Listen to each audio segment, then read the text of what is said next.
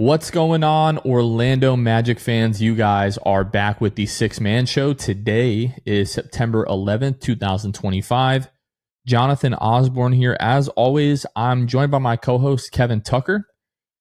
Today's episode is going to be a little bit different. Full disclaimer, Kevin and I have put a lot of thought into how we're going to handle today's episode.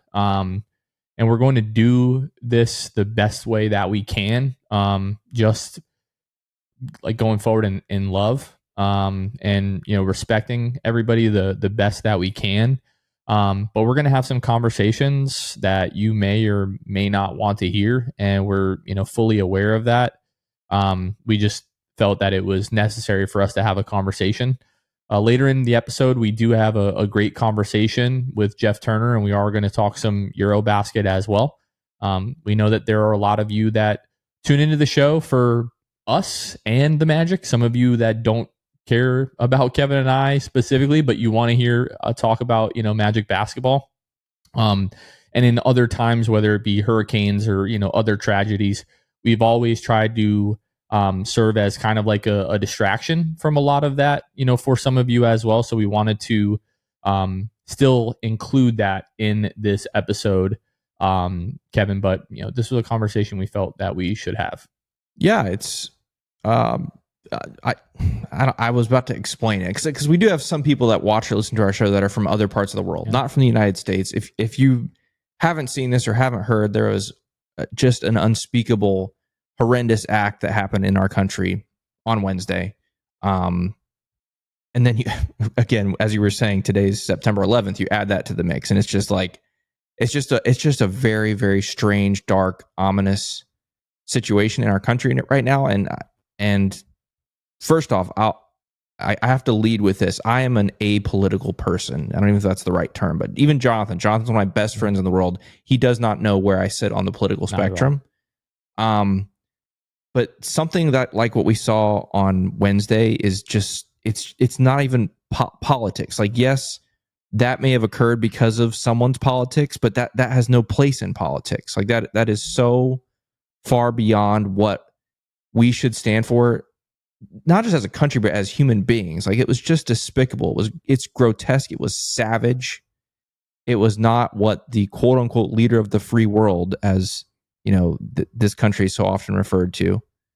It's not what we should be about. And so that's why I think you and I felt like we just need to take a moment to just talk through this. Like, it would be a disservice to get on here and just breeze through this and talk just strictly Magic basketball, because I feel like what happened on Wednesday, which, by the way, what happened on Wednesday in this country it's not a one-time thing. It's not as if this came out of nowhere, right? The tensions that have been boiling for years in this country politically have just reached a hideous point.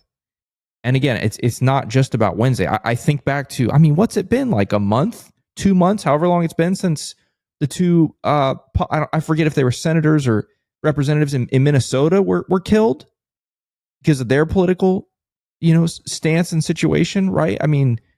They were less of a high profile individuals because of, where they were versus a Charlie Kirk, who's obviously one of, if not the largest social media presence for political, I don't know, influencers. I don't know if that's the right term, forgive me, but obviously Charlie Kirk has a bigger platform than those two politicians in Minnesota. But all that to say, I'm rambling at this point. All that to say, this is not an isolated incident, and it is a side effect or a symptom of a very serious, concerning illness that has taken over this country when it comes to politics. Politics have become something that it never should be. And again, I speak as someone who is quite literally as apolitical as it comes. Like, and again, that might not be the right term, but I fall on no spectrum. I fall on no side. And I think, and last thing, I promise I'm done rambling, and Jonathan, I'll let you take a stab at all this, but I think also a part of what has instigated some of these emotions is some of us saw the video clip that we maybe didn't even want to see. And I think that adds a level of shock and disgust and sadness. And obviously you think about, I mean, the guy had a wife and 2 young kids, like all of that just added into the mix. It's a really sad, dark time. But again, it's not an isolated incident. This stuff has been boiling up for, I mean, a decade probably, pretty much since the rise of social media, that has just taken politics somewhere that it never should have gone. And I don't know what the answer is. I don't know if we'll ever find an answer. But today was just is just dark. It was really dark. So I feel the need always to let people know that, you know, myself and Kevin, like, politics aside, and like Kevin says, like, he and I, we don't talk politics. I mean, not mainly because, but a good reason for that is because Kevin just refuses to talk about politics. Like, that's his own, you know, personal, you know, choice and preference, and I've always totally respected that. But we view the world through the lens of our belief, and that is something that we've never shied away from, and it's something that I know that we're both very proud of. Yep. And I know that that's not everybody's cup of tea. So if that's you right now listening to this, I apologize. But that's how we look at everything in life. That's how we view what we do here. That's the way that we try to raise our children, the way that we try to neighbor our neighbors. It's how we try to treat strangers in real life, or strangers on the internet who, you know, don't always have the nicest things to say about us. But please understand that that's always where we're coming from. And I've been struggling with this for, like, you know, the past, I don't know, 5 or so hours. You know, Kevin and I had conversations on whether we were even going to record tonight, because we doesn't feel right to talk about basketball. But just struggling with, like, what I feel like my flesh really wants to say, versus what Jesus would have us say and what he would have us share. But I echo a lot of the sentiments and points that Kevin just made. I wouldn't recommend going and watching the video No. and seeking that out. No. But on the other hand, I do think it's something that people need to see and need to realize that the things that we are saying, and regardless of who you want to blame, this has been going on, you know, both sides of the aisle, both sides of the political spectrum.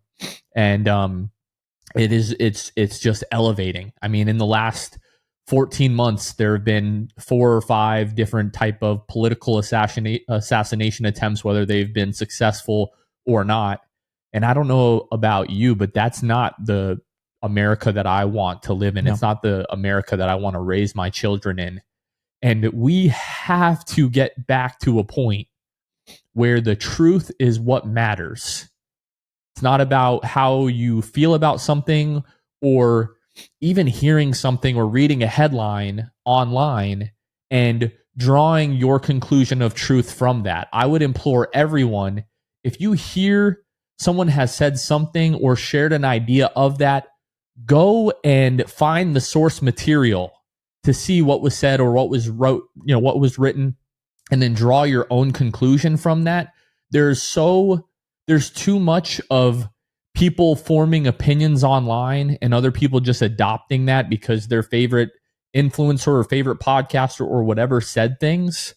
If the truth doesn't matter in this country anymore, and I don't mean my truth or your truth, I mean like the truth about things. If that doesn't matter anymore, then things in this country are just going to get further and further out of hand. And if we cannot live in a society where it is okay to have different beliefs than someone, and trying to share those in a public forum where you're open to bait to your political opposition.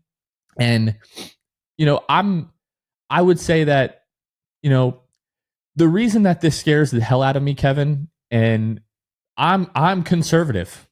Like, I'm a conservative. I hold a lot of the political beliefs that Charlie Kirk did. And I hold very strong to a lot of the values that Charlie Kirk did. And I'm raising my children to have some of that, and to think that my kids one day could be murdered for sharing that publicly scares the absolute hell out of me. And we cannot let that be okay. And I don't care that if what you think I'm saying is coming from like a hateful place, or you're going to hate me for having the opinions and the beliefs that I have based off of the things that I've experienced in my life. Please know that that's not where my heart is. Please know that like I try to do everything in my life like leading from a place of love, the way that Jesus would want me to. And I know there are people out there who have had different experiences with church and Christians who, you know, may truly be hateful and bigoted.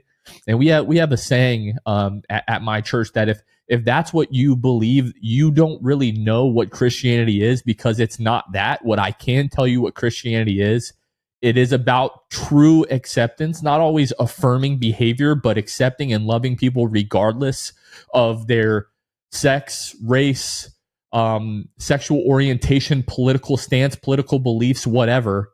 When I'm in my church on Sundays and you walk through that door, I don't care about your past. I don't care about any of that. I care that you're there to know Jesus, and I try to love on people the best that I can. But people are even going to hear what we're saying, Kevin, but not really listen to what we're saying. People are going to hear that we're mourning Charlie Kirk. And yes, this is about Charlie Kirk, but it's not about Charlie Kirk. But people are going to hear this. I shared the same sentiment on Twitter earlier today that, like, if you're somehow celebrating what happened today, that I would just pray that God would meet you right where you are right now and just soften your heart a little bit so that it wouldn't be so hard and so cold as to celebrate a man and a wife and children, that man being taken away from them. And we got a comment about, like, you guys are obsessed with Trump. What the hell does this have to do with Trump? This isn't about Trump. It's not even necessarily about Charlie Kirk or conservatism. I want you to be able to have the values that you have and the beliefs that you have as well. Even if I disagree with them, I still want to be able to love you as my neighbor. I still feel that you have the right to be able to share that, you know, in a public forum and everything like that. We just, as a country, we just have to do better, man. Or our kids and their kids, they're not going to have a country. Yeah. So I mean, I hope that came across. That's all I've got.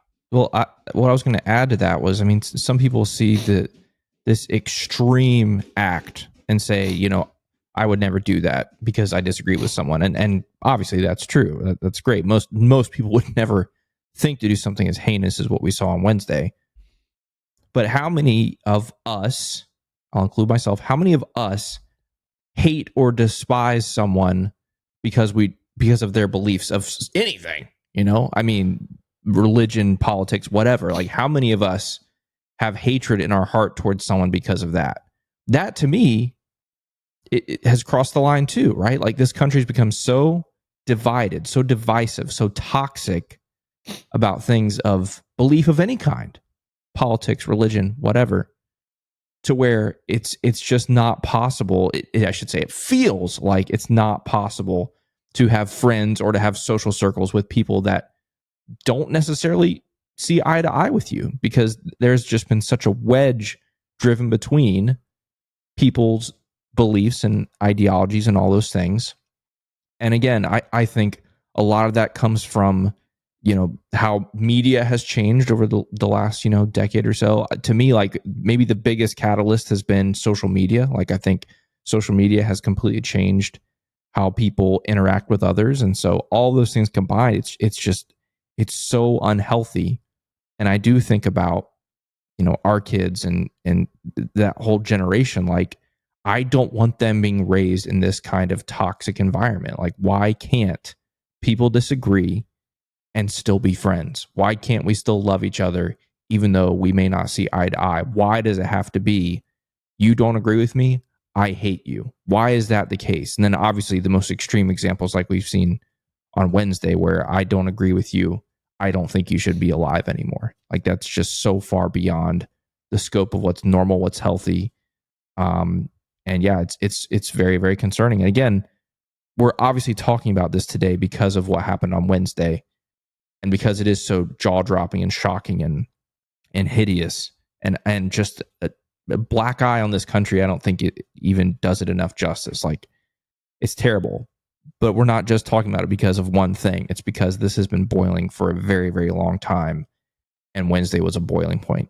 And the question is, where do we go from here? Like, as a country, like, this can either be a moment that it feels like it's a fork in the road. Either this moment is something where we all wake up and go, what are we doing?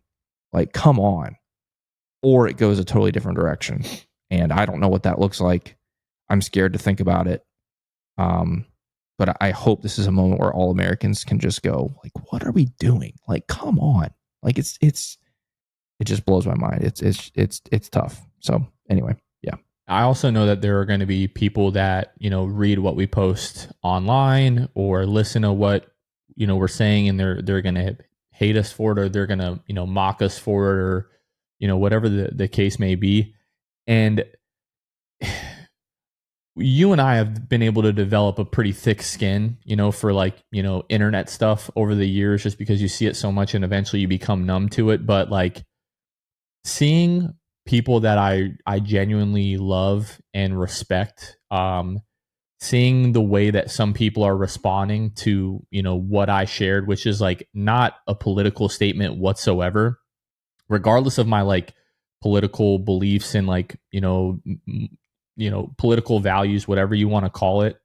However strongly I believe in some of that stuff, I promise you, it pales in comparison to my belief in Jesus Christ and the way that I'm supposed to love others and love and treat other people in a biblical manner. But like, seeing people say some of the things that they say about us, and like me knowing that, and like still being like people saying things about us personally, and me being able to just like look past it and be like, hey, like, I still love you anyway. Like, knowing that these people don't agree with us politically, don't, agree with our worldview and things like that. Like, I am one of the people, and I know you are as well, that has that ability to say, hey, regardless of like what you believe, like, we just have a difference of opinion here. And I know deep down you still are like generally a good person.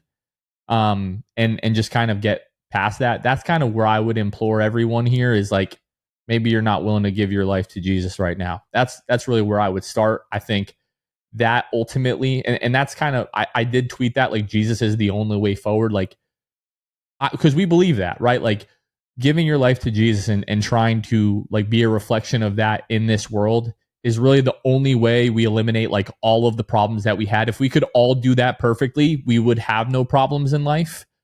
So that's like the standard, and that's what we strive for.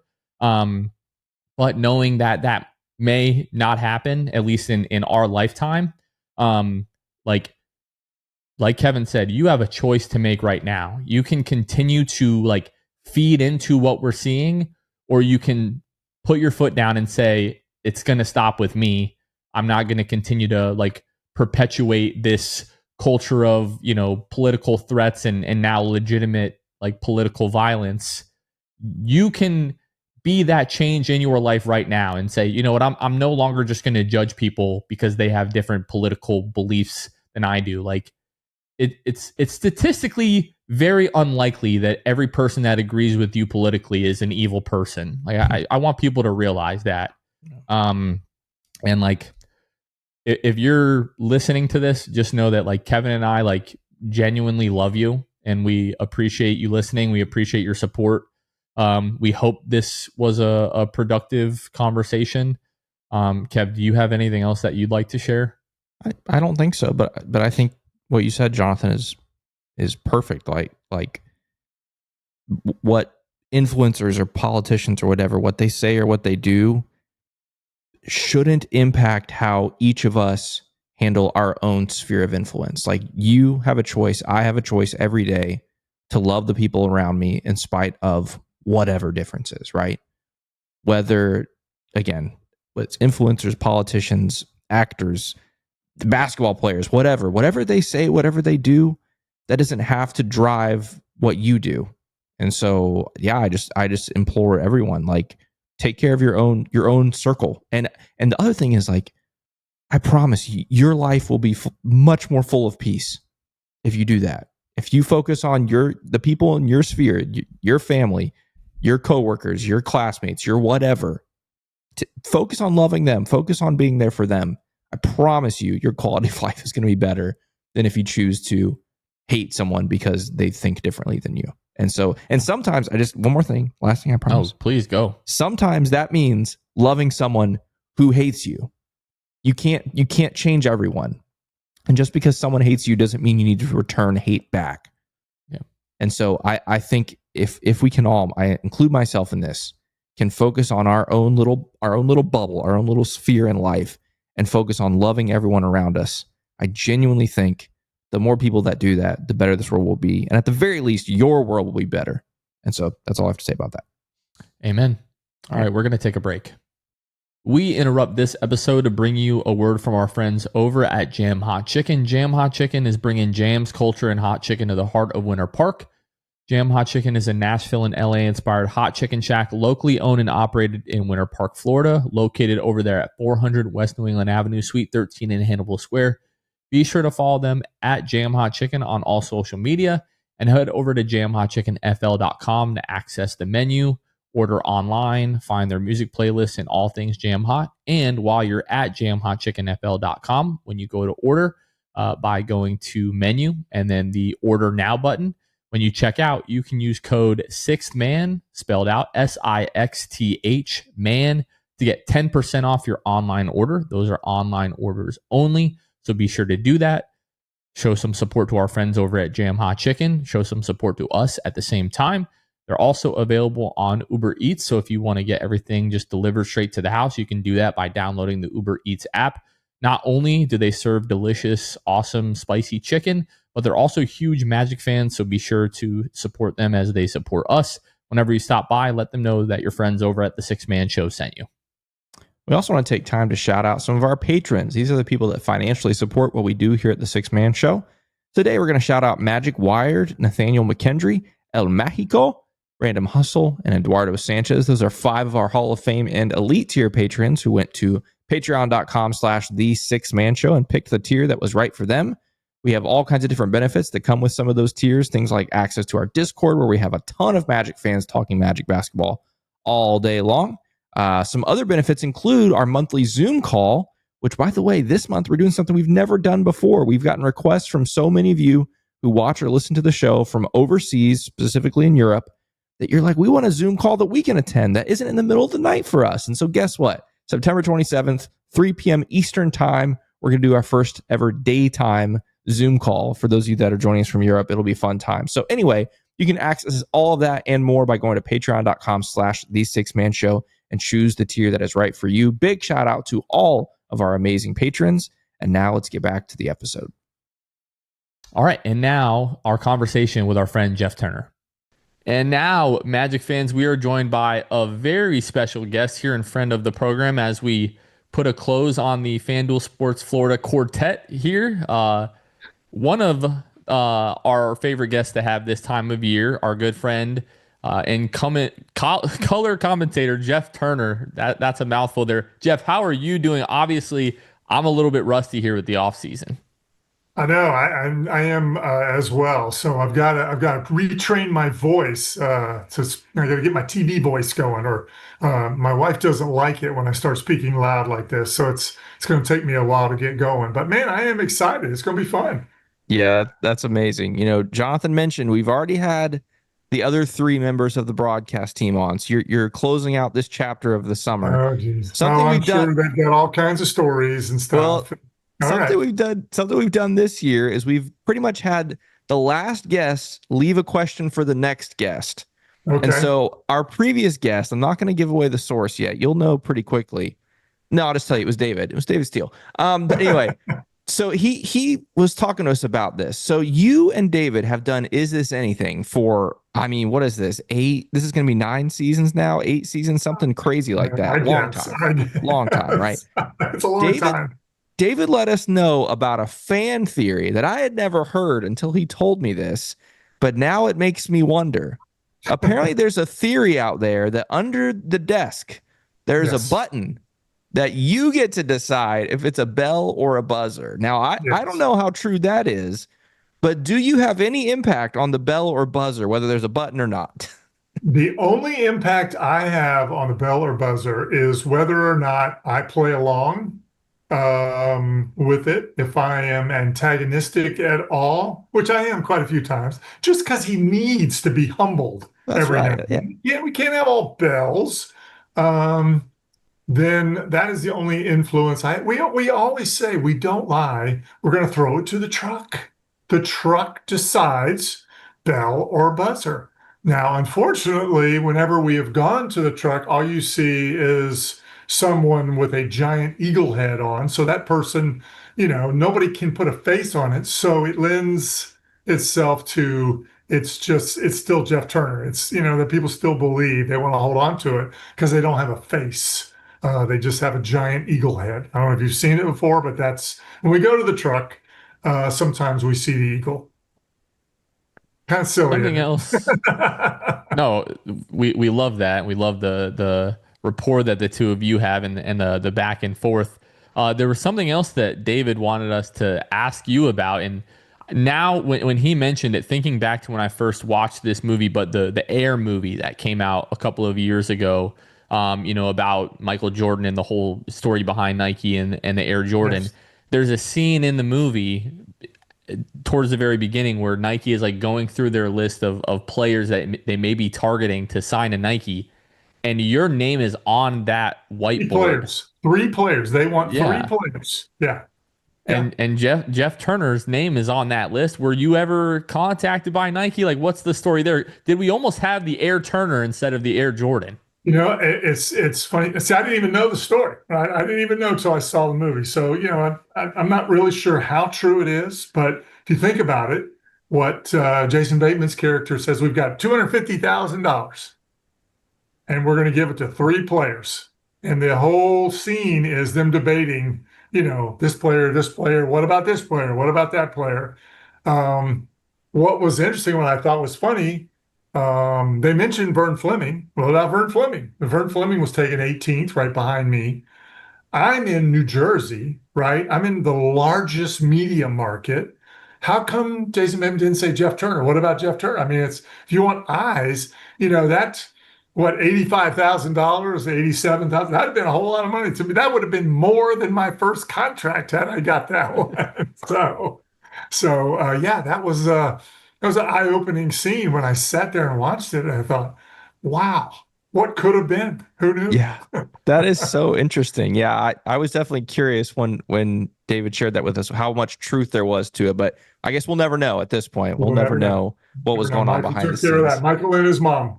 That's right. That's so interesting. When we look ahead now to this season, we're going to talk about the offseason, all those fun things with you. Something kind of cool that happened late in the offseason. It was announced that the Magic are going to play one of their regular season games in London this year against the Memphis Grizzlies. And I was thinking back and I was like, wait a second. Jeff Turner was part of the very first Magic trip in London. Is that right? Back in 1993? Am I getting that correct? What do you remember about that That's trip? right. We actually played a preseason game That's right. Yeah. against the Atlanta Hawks. Yeah.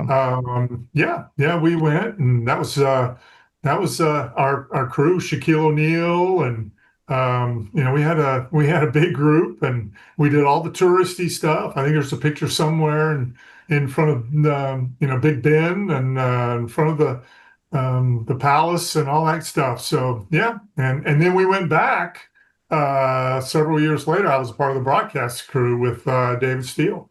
So we've done it a couple times. And being not part of that team, but that team, a couple of years later, as we talk about all the expectations and things like that heading in next season, like you being part of that 1995 finals team and now being around most of the team. Obviously, there's some new faces that we'll see, but so much expectation surrounding this team now. Like, what do you think, we need to see out of this team and maybe some of those new additions if this team is to make that trip to the finals, whether it be, this season or in some of the seasons to come? Yeah, it's interesting. We look the excitement around this crew, and it's interesting the parallel you draw with that '95 team. But that team, much like this crew right now, if you remember, we had not won a playoff game. our playoff series and going into that. We had been eliminated the 2 years prior in the first round. So, there are a lot of similarities to this crew. They're hungry. I'm not sure the expectation back then. Obviously we had Shaquille O'Neal and Penny Hardaway. I think there was an expectation the Knicks and the Pacers coming out of the East would be the dominant teams. So I think the big key, if you look at the two teams in parallel, obviously, John Gabriel at that time was all in, right? We went and got Horace Grant. We invested the dollars because we felt like he was the missing piece, what we needed. Added some other key veterans. And you see Jeff Weltman has kind of done the same thing, right? Feeling like, okay, it's time. Got to move our chips in a little bit. There's a window that's open. We got to try to go through it. And you see that, I think. The other thing, if you go back and look at 95, 94, 95 team, we were pretty healthy. And that, guys, with all the expectations and everything, we see it year in and year out, don't we? The team with the best health at the end of the year going into the playoff team, the guy that are it's your team is fully solid, it's fully healthy. Those are the teams that have success. So I think that's a big key for us this year. Obviously, the growth, continued growth, but I think that health is a big one for us. A lot of luck involved. Absolutely, yeah. And something the Magic did not have last season was injury luck, excuse me. And so hopefully we can see a different turn of fortune this season. Jeff, obviously big offseason. None move bigger than acquiring Desmond Bane. You're someone who obviously watches the Magic every night, but that means at least twice a year you watch the Memphis Grizzlies when they play the Magic. So what are your thoughts about Bane, him coming to Orlando, and what he could bring to the team? I love it. I absolutely, absolutely love it. I know there's been a lot made about, it's a perfect fit if you're going to draw up a player that fit with the Magic and everything. But, not only, I mean, I'm an NBA guy, right? So I watch games all the time, and I've, watched the Grizzlies, and a couple of things stand out, right? Obviously, the big thing that he provides us that we haven't had is, the three-point shooting, right? I mean, he's been consistently has been there, not only as just a spot-up shooter, but a guy that can knock him down off the dribble. The other thing that I love his toughness. With John Moran out for so long, they were so beat up. They put, Taylor Jenkins at the time put the ball in his hands, let him be the creator, the playmaker. So he gives us another guy like that. But the fit is that defensively he fits, right. I mean, he is tough. He wants to be a great defender. He's just one of those guys where you're adding something you didn't have necessarily that you needed at that position, but you're not losing anything, right? You're not, unfortunately, we had to give up KCP, terrific defender at the two guard position. I feel like we're not giving up on that end with Desmond as a terrific defender, multiple defender, position defender, big, strong guy. I just think he's a guy. And the other part of it is, we lost a lot of experience, playoff experience with KCP leaving. But Desmond's had a pretty good run in Memphis as well. So what he can impart to the young guys is very valuable as well. Now, obviously, you've made the points here. The offense is going to take a big step forward. Health, can't really do anything without that. Outside of those two, like obvious, needs for this team, where do you think we might be able to see the biggest areas of growth, whether that be like an individual player or like collectively as a unit? Well, I think it's hard to pull those apart, right? Like, you look at the way the season started last year. We had a healthy core, and we saw some great things the way Paolo was playing, and we saw a stretch when Paolo got hurt that Franz really, just took off. And then, Franz gets hurt, and there was a stretch there where Jalen Suggs just kind of carried us, right? A couple of big wins there.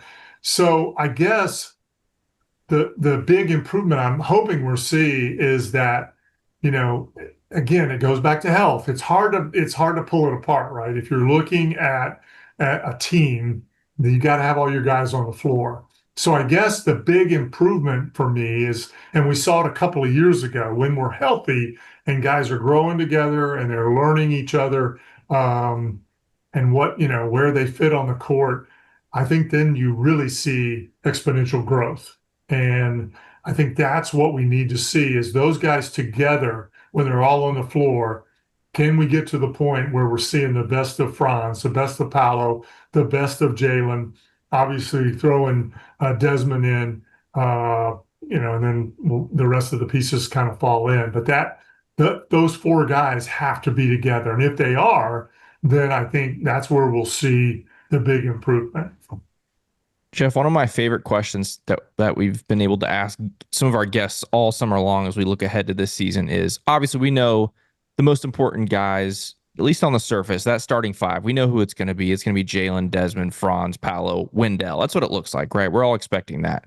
Outside of that crew, who would you say is an X factor in your mind for this season? And the reason why I love this question is because I feel like we've gotten a different answer from everybody. I feel like there's a lot of guys in the second unit that could make a big impact. And I'm curious Yeah. if you've got your eye on one specific guy that you think could be really, really impactful for this team's success this year.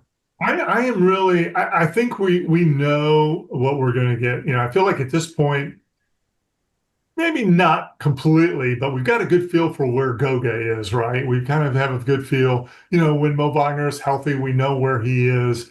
I kind of feel like we know what Jonathan Isaac is, right? We know what we're going to get. So our front line guys right there, I think for me, I think the guys that I have my eye on if we're going to really take that next step, is going to be two of our youngest guys, and that's Anthony Black. He's going to be a huge factor, I think, for us.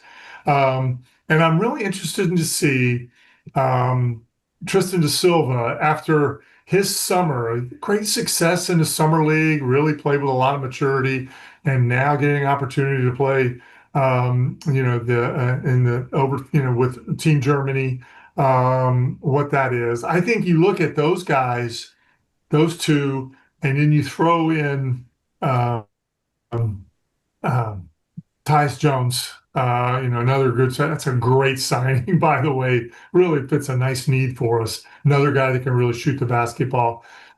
I feel like that those smalls, if you will, backcourt, whatever you want to call them, I think those guys are going to be really difference makers for this team moving forward.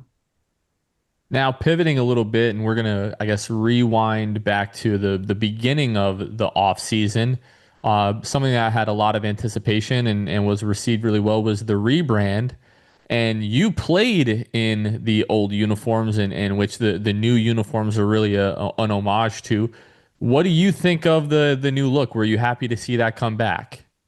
Yeah, I think it's great. I guess when you're part of history, it's always nice to see the team reach back.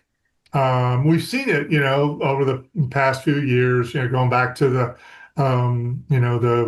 sublimation with the stars, the T-Mac jerseys and some of the others. They've done the pinstripes at time, but the logo and everything really reaching back to our roots. I think it's terrific. I think and what's great is the response.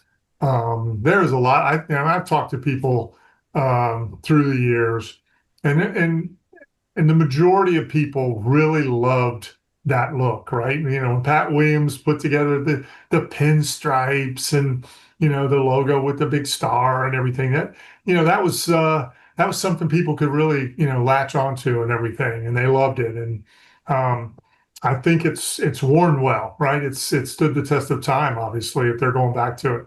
So yeah, I'm excited to see what they come up with. As long as we just keep the color schemes. You know me, I'm not a fan when we throw in alternate colors. God forbid we go back to orange, anything like that. Let's just stay with the tried and true magic blue, black, and silver. That's exactly right. Jonathan nor I will be arguing about that. Yeah, There we can leave the orange in the past. you go. Yeah. Speaking of the past, a lot of I see a lot of former players in the league, like yourself. They talk a lot about the current state of the league, and some of them say, "Man, I wish I was playing in today's NBA." Where do you fall in that spectrum? Are you a guy that was like, no, I'm glad I played when I did, or do you see your game being transferable more to today's NBA? Have you ever thought about that for yourself? I think when us old guys get together, it's not about whether or not we could play. We just want to know how much money difference we would have made, I think. It's a big Yeah. difference, right?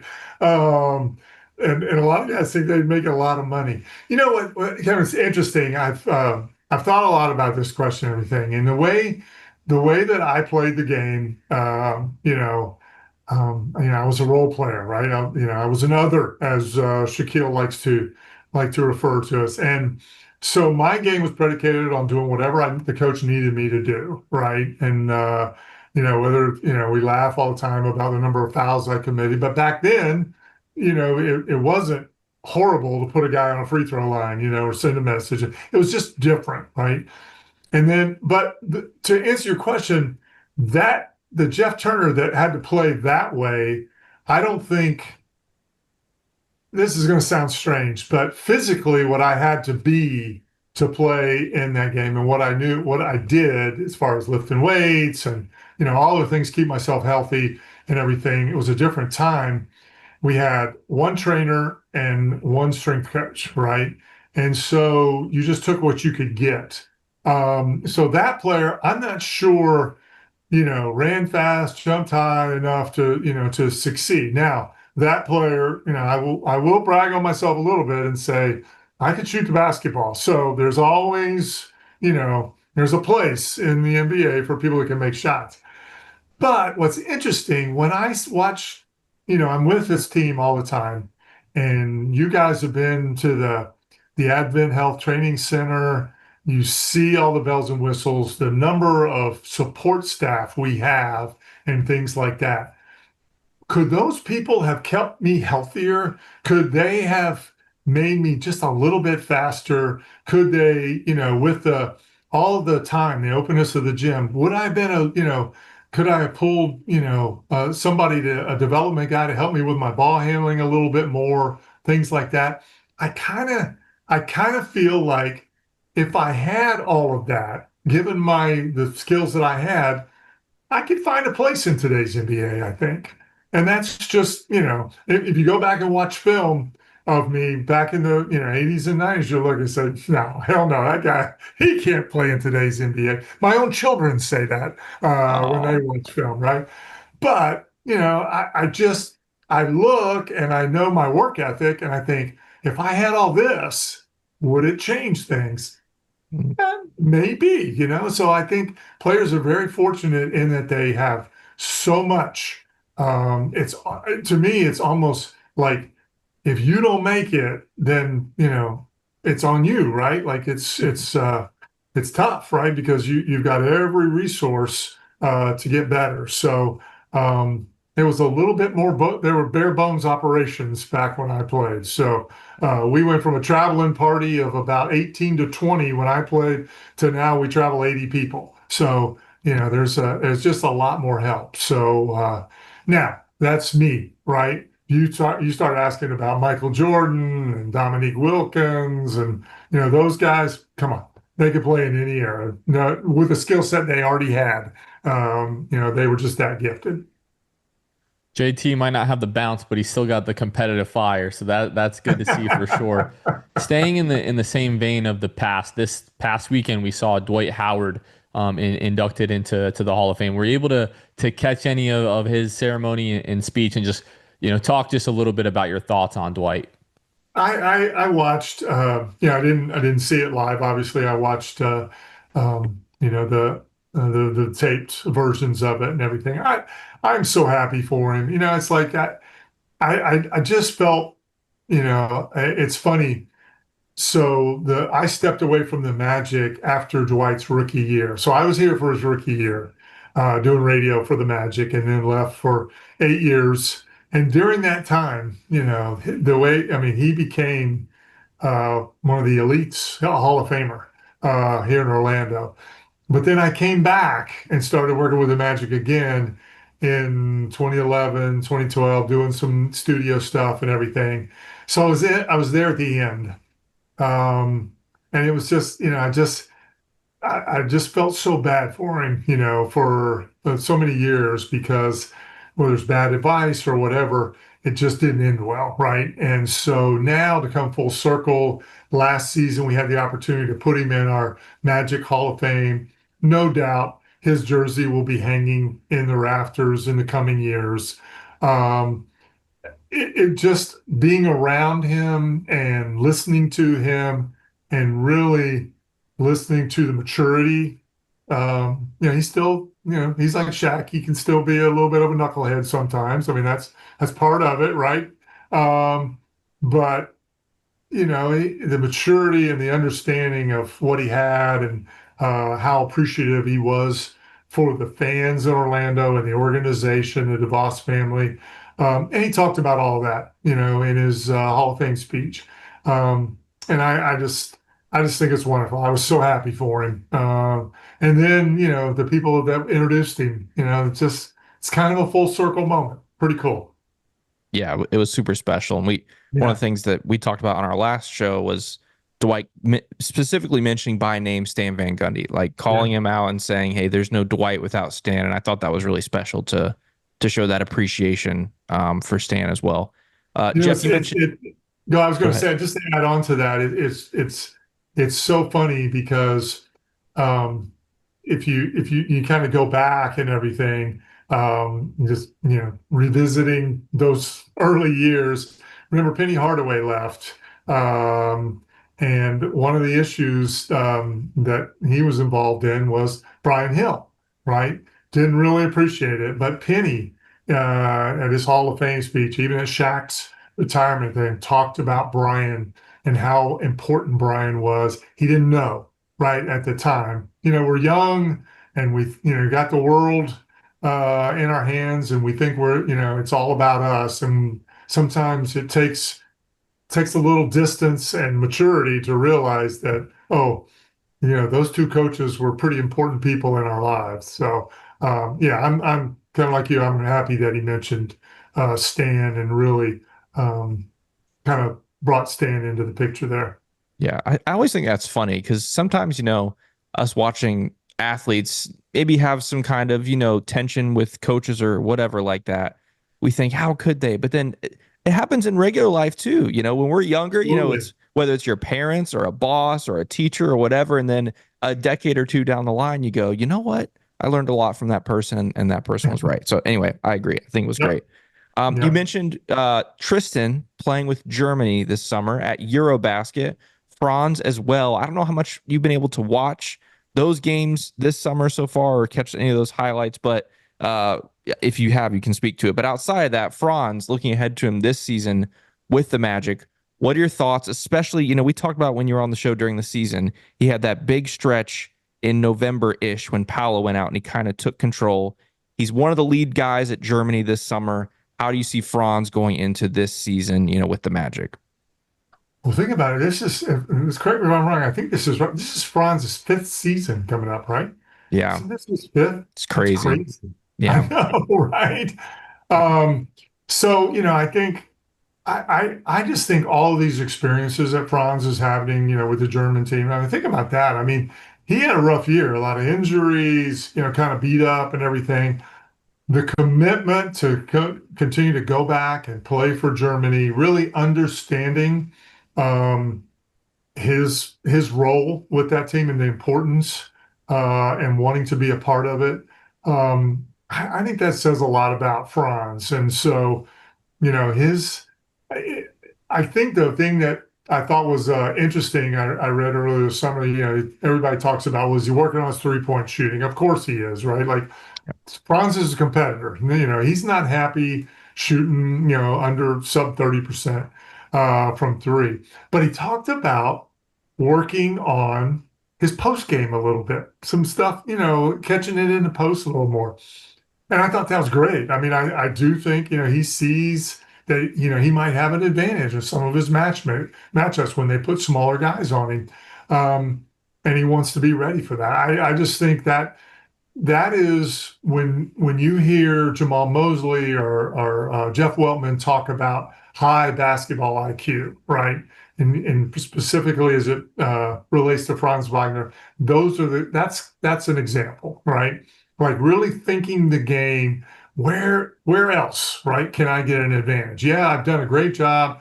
I'm in pick and roll. I'm handling the basketball. I've got to get better at three. Where else can I have an advantage? And to do that, come up with that and to really spend time working on it. I'm looking forward to seeing, how much Jamal Mosley uses it, how effective he is. I like it. I'm really looking forward to watching Franz this year. I guess last thing here before we let you go. There's been a ton of talk around the expectations for this team. Second in the East, third in the East, Eastern Conference Finals, maybe the NBA Finals. Like in your mind, where would you say that this team's ceiling is? There's also been a lot of conversation around like the East being wide open. Like, what are your thoughts on all of that? We kind of started off with this. I think, I think if you look at what the team did over the offseason, I think everybody in that front office is kind of feeling like opportunity is here, right? Whether that's because the East is down, obviously Boston's going to be a different team. Indiana's going to be a different team. So, there's still, I mean, obviously the Knicks are going to be, they're going to be good. Cleveland's going to be good. There's a lot of good teams still left in the East. I, you know, I'm, it, I think there's a high probability, if, again, everything's together, we're top four in the Eastern Conference, right? I think that should be a goal. That's what we're looking at. And that's kind of what everybody's predicting us. It's funny. Um, you guys will love this, but my wife and I just got back from a trip yesterday evening. So, she's had to go out with some friends. So she said, "Will you run to the grocery store for me?" So I ran to the grocery store tonight. And sure enough, I'm in the grocery store and the guy asked me, "Are you excited about the season?" And I said, "Oh yeah, yeah, aren't you excited?" And everything. And he said, "Can I ask you a question?" He said, are you always like, do you just, say positive things about the Magic, or do you have a real opinion about them? I was like, I love that. It's brutal honesty, right? I love that. And I said, well, I will say that I take a paycheck from the Orlando Magic. So, take that for what it is. I said, but yeah, I'm really excited. I've watched some pretty lean times with this team. Um, I've seen development over the last few years. We got some really good young guys. And I said, the East is wide open. So why not? Again, it's the team with the most healthy bodies at the end of the season that gets to the Eastern Conference Finals with a chance to play for an NBA Finals. That's the way it's always been in our league.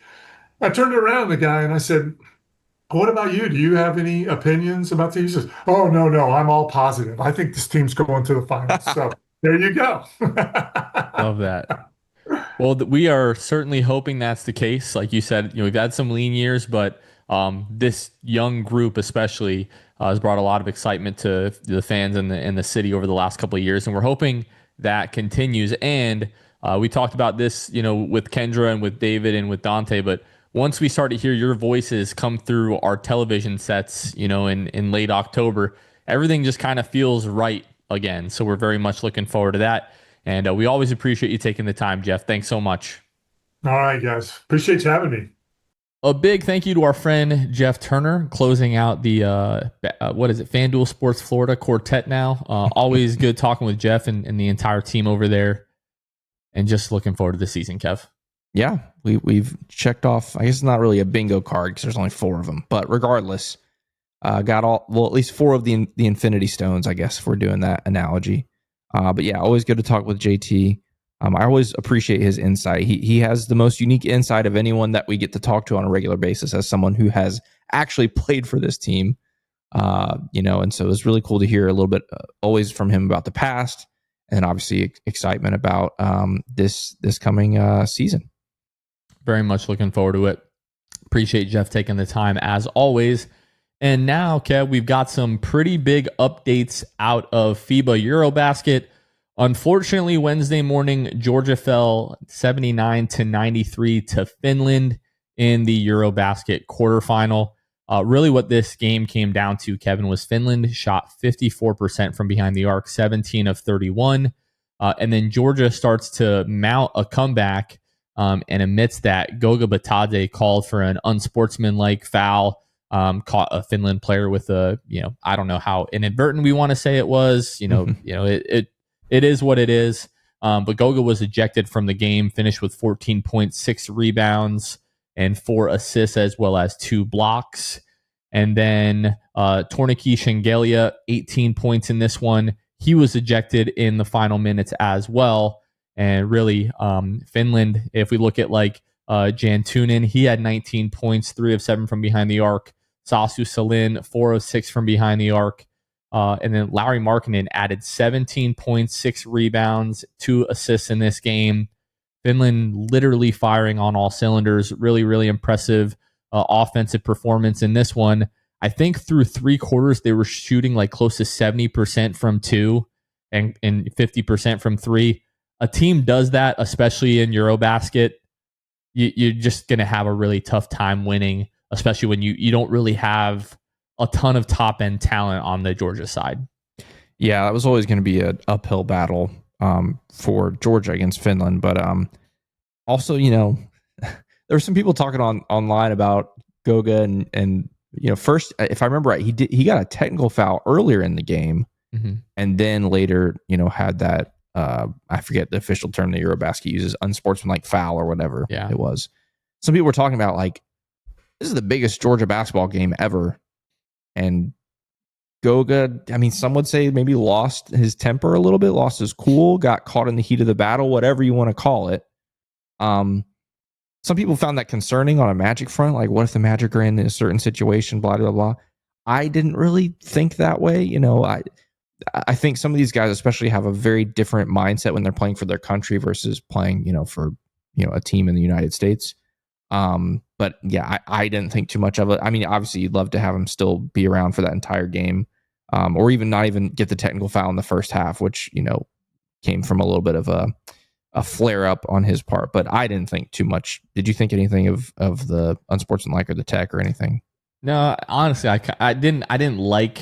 I thought the tech in the beginning of the game was kind of weak.